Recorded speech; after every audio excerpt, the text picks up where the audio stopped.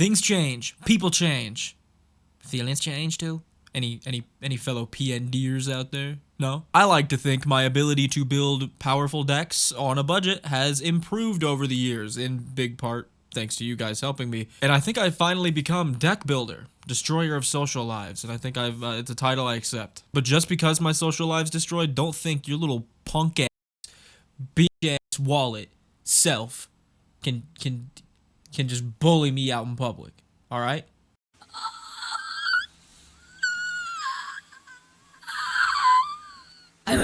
Let's talk about powerful decks for 30 bucks. That's right. This time around it's 30 bucks. So to pack a punch, you're not going to have to spend anywhere near 5k. Any Zombies fans out there? No? Does it still cost 5k to pack a punch? Is there still a pack a punch? Like I said, in huge part thanks to you guys, these are some of the, if not the most powerful decks I've made as a part of this series of powerful decks on a budget. So buckle up, Buttercup. Our first powerful deck on a budget is based around Fire Lord Azula. She's beautiful. You know you're here to be funny, right? You're not here to just like bully me and just say whatever that was. Like, can you tell a joke? She's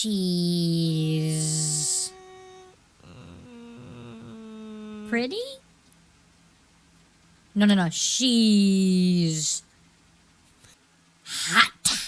Ah, hilarious. Let's read this bad gal. Azula is 1, a blue, a black, and a red for a 4/4 with firebending 2, meaning that when she attacks, you add 2 red mana. That mana will empty once you leave the attack phase. Whenever you cast a spell while Fire Lord Azula is attacking, you may copy that spell and choose new targets for the copy. So yeah, if any of you guys have played against Feather the Redeemed, welcome to Feather the Redeemed 2.0 because we don't have to run boring ass Boros. I'm sorry, Boros players out there, I didn't mean it. We get to play Grixis instead, which is nuts, and we'll see exactly why, because boy does this deck pack a punch. Big shout out to Yorsum for some of your shout outs. You sent me a deck list that helped me tweak this deck a ton. The first and most obvious use of this is just playing a basic ass combat trick. You swing with your Fire Lord Azula, you firebend 2, and then you pay 1 red to play Monstrous Rage on your Azula to give it +2/+0 and put a monster roll token on it. Oh, you get to copy Monstrous Rage. Sure, you don't get the second monster roll token, but you get the second +2/+0. That's a +5/+1 to your Azula this combat, and we're not even done because that's only 1 of the red mana. Go ahead and use the other red mana to flash in a Hidden Footblade and give it another +1/+0 in haste. Oh, look at that. You copy Hidden Footblade, put the copy onto her as well. She's getting +7/+1 off of that. And you don't even have to use the mana you got from Firebending to get the copy effect. So if you just want to drop 2 more mana to play a Timir Battle Rage and give her double strike,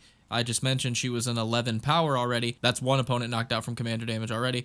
Absolutely disgusting as a commander, absolutely gross. And then apply that same logic to any of these cards we're about to talk about because you're going to double any of them if you play them during combat. How about Fist of Flames? 1 in a red, instant, draw a card. Until end of turn, target creature gets +1/+0 until end of turn for each card you've drawn this turn. So this one's extra good if you drop it after like drawing your card for turn, maybe playing an instant like Psychotic Fury, giving a creature double strike until end of turn if it's multicolored. Oh, look at that. You can go ahead and play that, target your commander with it, draw a card, and since we copy it, since we played it during combat, we'll draw another card, and then follow it up with a Fist of Flame that also gets copied. So we'll get a +4/+0 from the first Fist of Flames, and then we'll get a +5/+0 from the second one, +9/+0 on your Azula and double strike.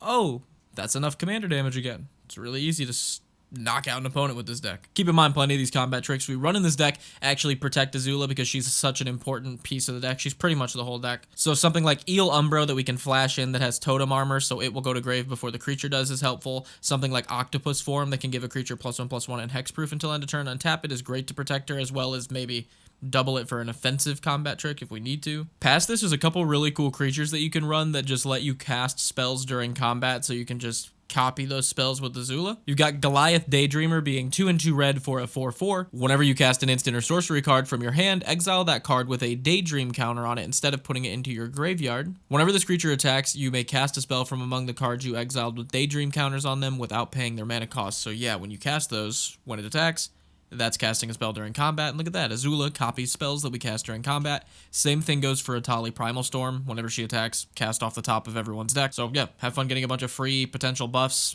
Maybe if you hit a creature off of them, Azula can also copy that. It's anything you cast during combat. So yeah. How about a Tainted Strike to give Azula +1/+0 and Infect, so she only has to do 10 damage to take someone out. Just playing the Tainted Strike gets her to a 6/4, so think you could probably find a way to take home a game with that. I'm gonna have to hold my phone weird for this one because someone in the live stream figured out that when battles flip over after you've like defeated them, they technically flip, go to exile, and then get cast as their backside, and that happens once they're defeated, which is still during combat, which is still when Azula is attacking. Now, correct us if we're wrong, but all of chat pretty much agreed with that. So Invasion of Karshtis being a battle with 4 health that does 3 damage to each creature and each player when our commander's a 4/4, that's already pretty nice.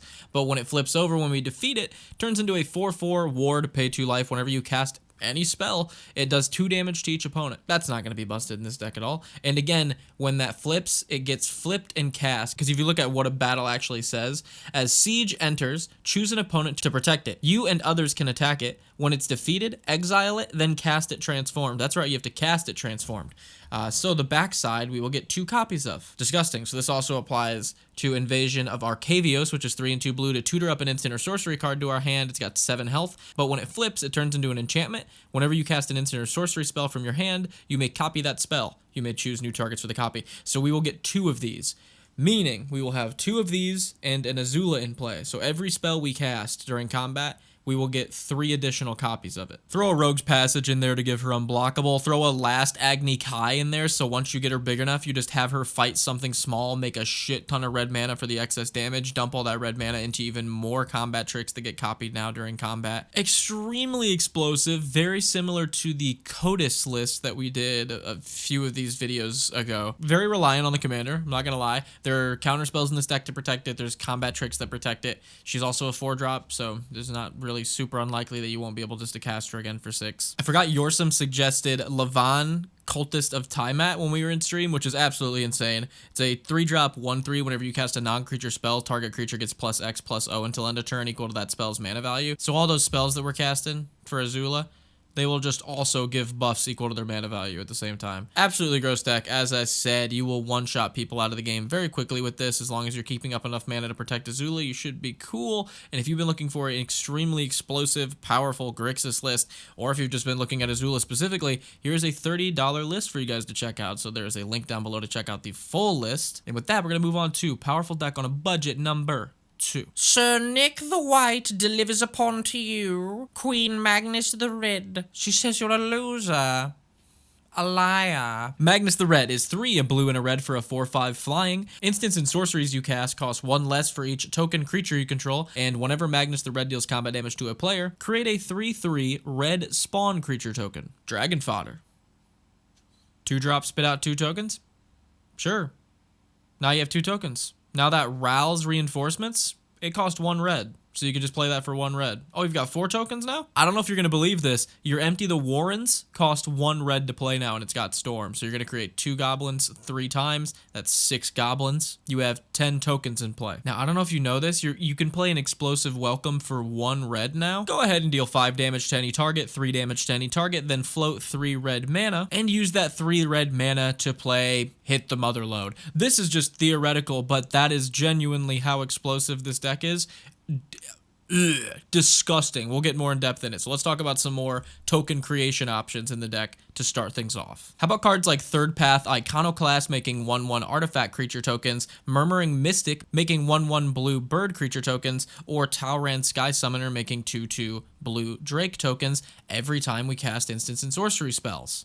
That's not going to get out of hand insanely quickly. You're going to be dropping most of your spells for like 1, 2, or 3 mana the entire game as long as Magnus is in play. Oh, and don't worry, we didn't forget Young Pyromancer. Go ahead and make 1/1 elementals too. Someone in chat brought up the card Song of Totentaz, which is X and a red, and it lets you make X 1/1 rats. Yeah, cost reductions affect X spells, so if the amount of tokens you have, you just pay 1 red and you make that amount of rats, because Magnus is going to be reducing the cost of this spell by that much. Oh man, is this deck actually insane. Much like I, after a drunk night at Taco Bell way back in my heyday, deck's explosive. Shit's explosive, just gonna say it. And hey, remember how this is a spell slinger deck? The tokens are just so we can play spells for extremely cheap. We then run a ton of spell pinger cards like Thermo Alchemist, which we can tap to ping opponents for 1, and then whenever we play an instant or sorcery untaps. Firebrand Archer, which pings opponents when we play instants and sorceries. Gutter Snipe, which does it. Erebor Flamesmith, which does it. Fiery Inscription, Electrostatic Field.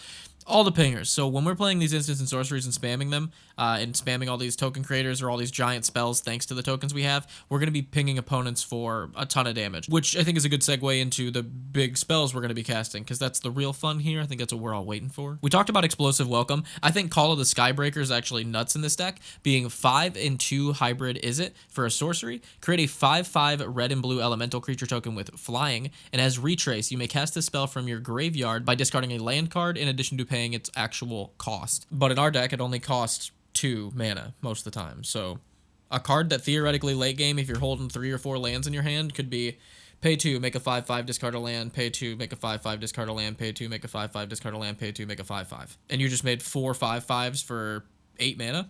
Seems pretty good in my book. 20 power? Sure. Someone in chat brought up Kylox Visionary Inventor, which I'm going to have to read because I wasn't familiar with this card. 5, a blue and a red for a 4/4, Menace, Ward 2, Haste. Whenever Kylox Visionary Inventor attacks, sacrifice any number of other creatures, so all of our tokens that we're making, then exile the top X cards of your library, where X is the total power of the creatures you sacrificed, and you may cast any number of instants and sorceries from among them without paying their mana cost. Oh! Sack all your tokens, hit a bunch of other token stuff, so pretty much replace your tokens, and then any of the big bombs we're running in this deck, go ahead and cast those big instants and sorceries for free, which could include cards like Hit the Motherlode, which we brought up in passing earlier, being 4 and 3 red for a sorcery, discover 10, so you reveal off the top of your deck until you hit a card that costs 10 or less and play it for free. Then you go ahead and create a number of tapped treasure tokens equal to the difference of the mana cost of the spell you cast and 10, so if you end up hitting a 5-drop, play that 5-drop for free, make 5 treasure tokens.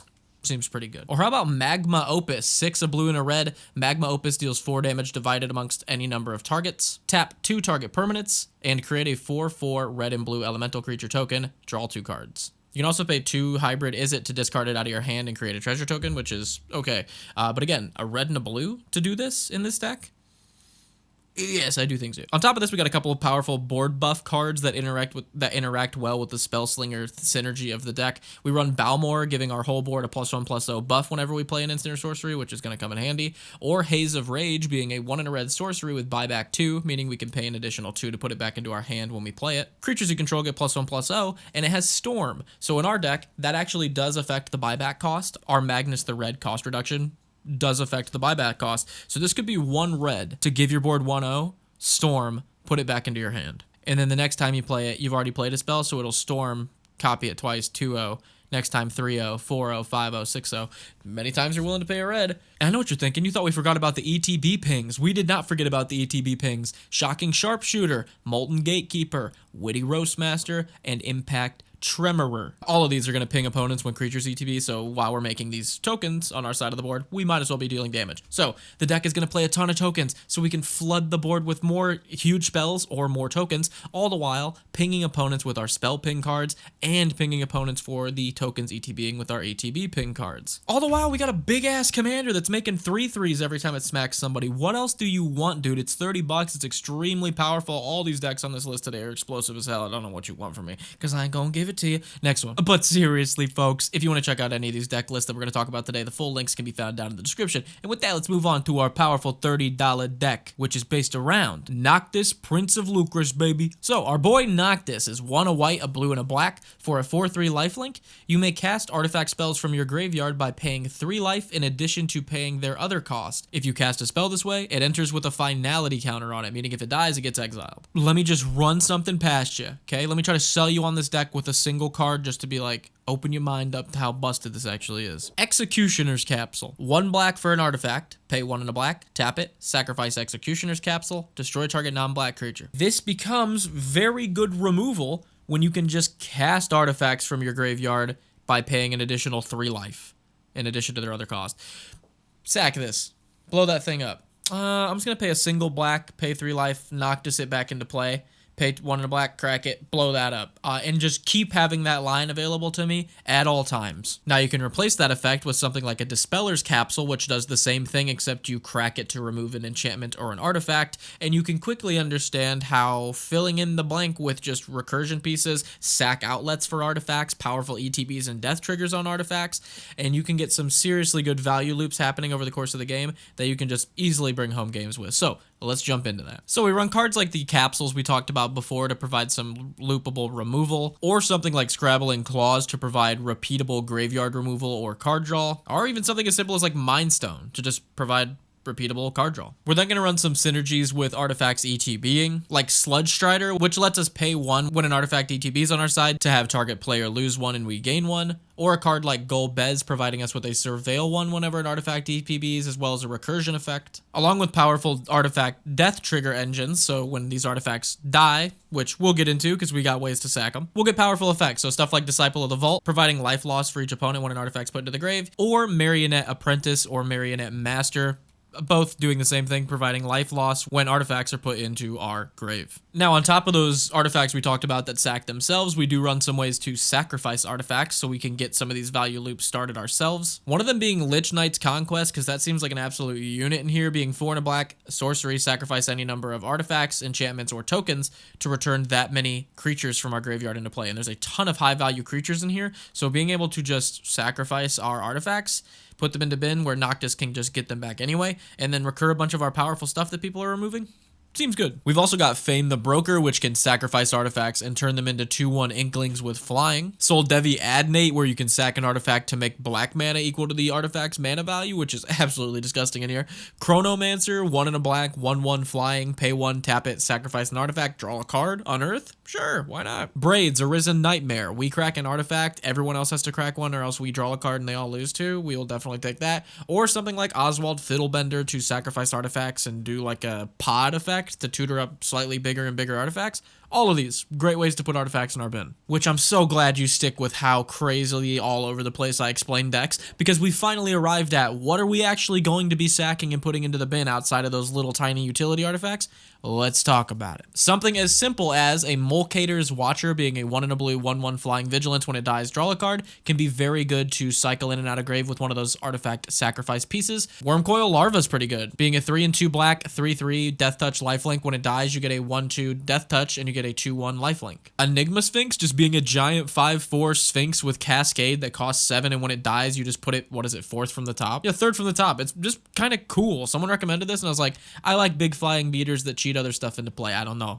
Maybe that's just me. Maybe something like a Scuttling Doom Engine seems really good to sacrifice and loop in and out of grave in this deck, being 6 for a 6/6. Can't be blocked by creatures with power 2 or less, and when it dies, deals 6 damage to target opponent. All the while having Teysa Karlov in the deck to double any of our triggers that happen when something dies. I honestly think you have a cool ass artifact list here, guys. Like the whole finality counter thing can let you run cool cards like Owaka, Traveling Merchant, Soul Diviner, or Fame the Broker, which all let us remove counters to get effects. In the case of Owaka or Soul Diviner, we get to draw a card. In the case of Fane, we get to make a treasure token. But yeah, just go ahead and remove that finality counter so that when we sack the artifact the second time, it doesn't get exiled, and then just keep looping this little value engine we've created. And again, if you want to check out the full deck list with the Moxfield link down below in the description, go for it. And with that, we'll move on to the fourth and final deck of today's video with our $30 Felothar Dawn of the Abzan deck. Felothar is a white, a black, and a green for a 3/3 trample. Whenever Felothar enters or attacks, you may sacrifice a permanent, and when you do, put a 1/1 counter on each creature you control. Yikes. Boy, I love a commander that knows his way around a sack. Am I wrong? So, here's the game plan. We're going to make a shit ton of tokens. And we're going to use those tokens to trigger our commander's ETB and attack trigger to then sack a single one to put 1/1 counters on our entire board. So our board's just going to keep getting wider, keep getting taller, keep getting wider, keep getting taller. All the while, we're going to play some extremely powerful +1/+1 counter synergies and interaction that easily was on budget for under $30, which is crazy to me how much some of these prices have dropped. And yeah, you'll see why this deck is an absolute banger. So in terms of making tokens, let's start off with an absolute unit in this deck, Nested Scrambler. Being a 1 black 1/1. When it dies, you make a 1/1 green squirrel equal to its power. So this won't be the first one you sack. This will be like the 6th or 7th one you sack, because over time, this is just going to keep getting 1/1 counters from your commander. And then you're like, I'll crack it this time. Make 7 squirrels. And then your board just gets wider and bigger and taller and wider and bigger. It's so cool. How about a Sinkhole Surveyor? Go ahead and put 1/1 counters on it when it attacks, or make 1/1 spirits. Either way, wide, tall, wide, tall. How about a Basking Brood Scale, being 1 and a green, 2/2, devoid, adapt for 1 and a green. Whenever 1 or more 1/1 counters are put on Basking Brood Scale, create a 0/1 Eldrazi spawn that you can sack for mana. And as LJL pointed out on screen, On stream, the deck also runs Rosy Cotton, meaning that when you make a 0/1 Basking Broodscale token, Rosy will trigger and put a 1/1 counter on a creature. You'll go ahead and put that 1/1 counter on a Basking Broodscale, which will make another 0/1 token, which will trigger Rosy, which will put another 1/1 on Basking Broodscale, which will make another token, which will trigger Rosy, and it's an infinite loop, infinite mana. There you go. But back to the tokens. Iridescent Horn Beetle, 4 and a green, 3/4 at the beginning of your end step. Go ahead and make a 1/1 bug for each 1/1 counter you dished out this turn. I'm sure that's not going to be disgusting in this list. Wizened Mentor, 1 and a white, 2/2. Whenever an opponent activates an ability of an artifact that isn't a mana ability, go ahead and make a 1/1. Yeah, it seems like it's not going to happen all the time. Oh, it's of a permanent, not even an artifact. Oh, this card's so good. It's like 20 cents. I get it says once a turn. It's going to happen almost every turn. You get 3 free tokens per rotation for 1 and a white. Yeah. Sure. Torrents, First of the Angels, just turns all of our creature spells into 1/1 soldiers, which we will definitely take. We got Awakening Zone, making Eldrazi spawns at the beginning of our turn. Skrelv's Hive, making 1/1 colorless Phyrexian Mites at the beginning of our turn. We got Brigitte, making 1/1 green and white Kithkins when it ETBs or flips, but more importantly, the backside of Brigitte makes us mana equal to the number of creatures we control, so we definitely run Brigitte. Elspeth, Sun's Champion, lets us make tokens, wipe the board, give our board an emblem. That's all going to be great in this deck. Warden of the Grove blows me away. It's worth what it's worth. What is this card worth right now? Because it reads to me like a $15 or $20 card every time I read it, because I'm like, that is disgustingly good. You can buy one on TCG Player right now for $1.30. I'm gonna buy a bunch of these because it's 2 and a green for a 2/2 at the beginning of your end step. Put a 1/1 counter on this creature. Whenever another non-token creature you control enters the battlefield, it endures X, where X is the number of counters on this creature. So when Warden of the Grove has 5 counters on it,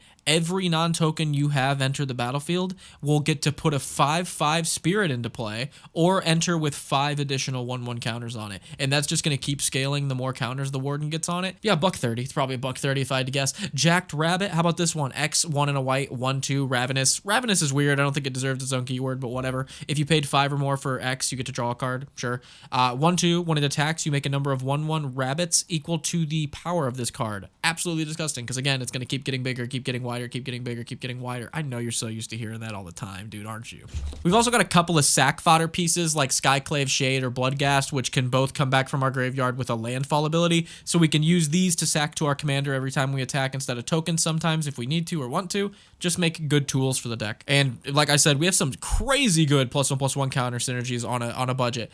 Cursed Wombat puts an additional 1/1 whenever we place 1/1 counters on our creature. Stalwart Successor does the same. Winding Constrictor does the same. Hardened Scales does the same. Lae'zel does the same. All of this is crazy on budget and so good. We already talked about Rosy Cotton, but how about Reluctant Role Model? Whenever anything you control with a 1/1 counter on it dies, you just get to move those counters to something else. It doesn't have to be a 1/1 counter, but in this deck it's going to be crazy good. How about Miserec? Whenever a player sacrifices anything, all of our creatures get a 1/1 counter. So, you just sack that land? Boom. You sack that creature? Boom. Oh, did I sack something? Boom. Corpsejack Menace, giving double 1/1 counters? Sure. Drana, Liberator of Malakir, giving our whole board a 1/1 counter whenever it does combat damage to a player. Or Necropolis Regent, making all of our creatures get 1/1 counters equal to the damage they dealt to a player. Throw in an Obzon Falconer to give all of our creatures with 1/1 counters flying, or an Envoy of Ancestors to give all creatures with 1/1 counters lifelink, or a Tuskguard Captain to give all of our stuff with 1/1 counters trample. And you can quickly see how this deck not only is an absolute unit, it has access to all the perfect colors for exactly what it's doing, which always feels good. And over the years, +1/+1 counter cards have gotten extremely budget friendly. So this one's going to hit you like a ton of bricks. How powerful this actually can be for $30, but that can kind of go for all the decks we talked about today. Again, if you want to look at any of the decks more in depth, you can check out the links for Moxfield down below. If you want to like, comment, subscribe, do all that stuff. It helps me out a ton. If you want to show me some additional support and throw me a buck over on Patreon or YouTube members, that always is super appreciated. Big shout out to all the people you can see on screen. And with that, let me know what kind of videos you would like to see next, and I'll see you next. See you next Friday. Peace.